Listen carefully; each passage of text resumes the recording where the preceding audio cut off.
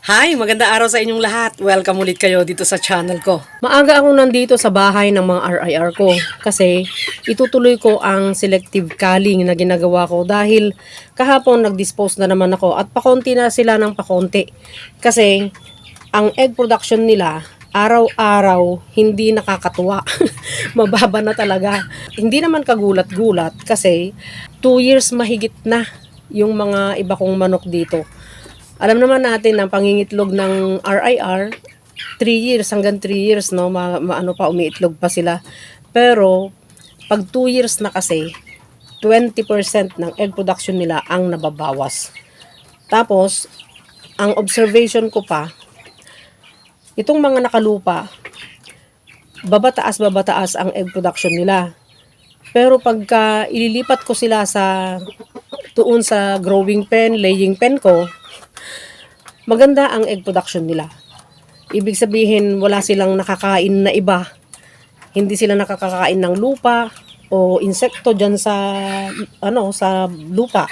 Dahil ang kakainin lang nila talaga, yung isa-serve ko sa kanila na layer feeds. Yun lang ang kakainin nila. Wala silang ibang makakain. Wala silang matutuka. So, yung nutrients na makukuha nila ay kompleto. Pero dito sa lupa, kung ano-anong natutukan nila dyan, siyempre, di ba? At maraming disturbance dito sa lupa kasi kung minsan may daga, nagugulat sila. Bukod dun sa panahon na napakainit. So, kung na-experience na ninyo yung pagbaba ng egg production ng mga layer ninyo, yung mga RIR ninyo, obserbahan nyo na. So, mag-rule out. Parang titingnan mo, dahil lang ba sa panahon, bigla bang mainit ng panahon, bigla bang umulan ng napakalakas, bumagyo, mahangin, o may mga nanggugulat pa sa kanila, kagaya ng daga, mga ibong gala, mga ganon. So, pagka ganon, may tendency na tataas pa rin yung egg production nila, lalo na kung bata pa.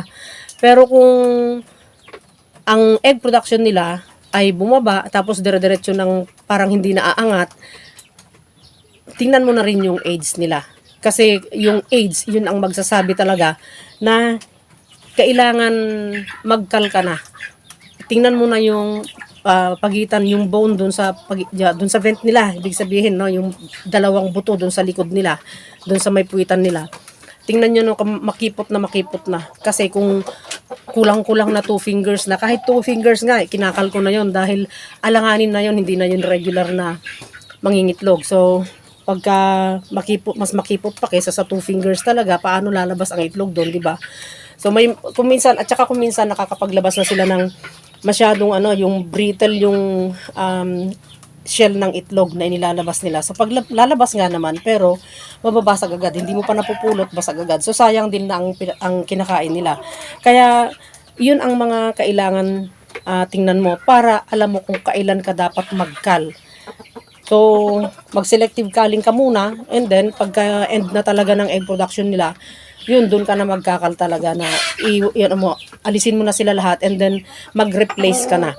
Pero kailangan pagka inalis mo na lahat ang mga yan, kailangan meron ka na talagang ipapalit sa kanila na pang-replace mo, yung stock replacement. Kasi para hindi ka mawalan ng itlog, kung halimbawa man may sinusuplayan kang mga customer mo na kahit household yan o kaya tindahan, mga ganyan. So, kailangan meron kang pang-replace para agad-agad. Para meron kang itlog na ibibigay ka agad dun sa mga customer mo para hindi ka mawalan. Kasi pagka magtatanggal ka, aalisin mo na sila lahat.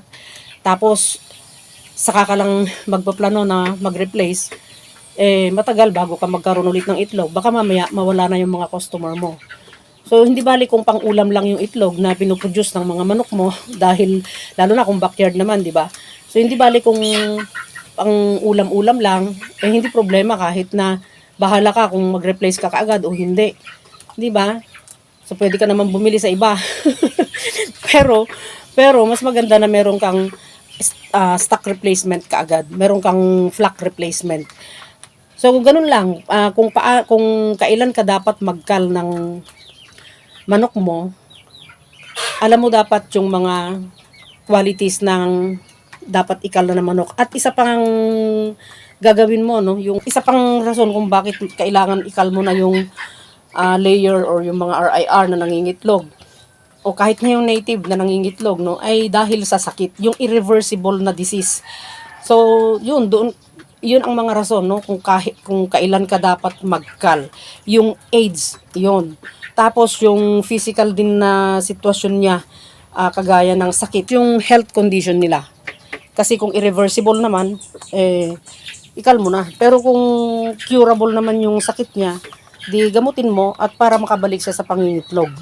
Ganun lang.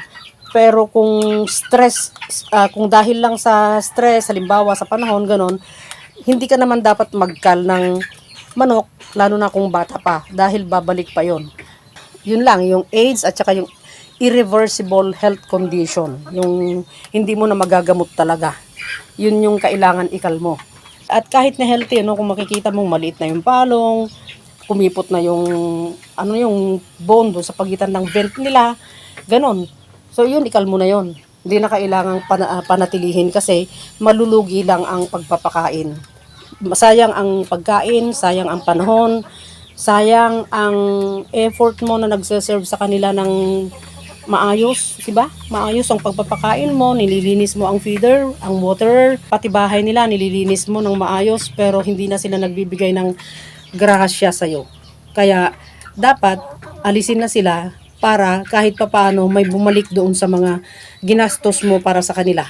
Yung pagbebentahan mo sa kanila, babalik din, no? 'Di ba, yung mga nagastos mo para sa kanila. At least. So sana may natutunan kayo dito sa video ito at huwag kalimutang mag-like, mag-subscribe at paki-hit ang notification bell para sa susunod na mga videos ay ma-notify kayo. At salamat sa lahat mga subscriber ko, both old and new, yung mga hindi nag-skip ng ads, thank you, yung mga sharer, salamat sa inyo. Yung mga nagko-comment at saka nagtatanong, thank you sa interest ninyo sa video ko at saka sa channel ko. Patuloy sana ninyong subaybayan ang channel ko kasi may matututunan kayo dito. Sana pagpalain tayong lahat araw-araw at panatilihing masaya, masigla at malusog ang ating mga alagang manok.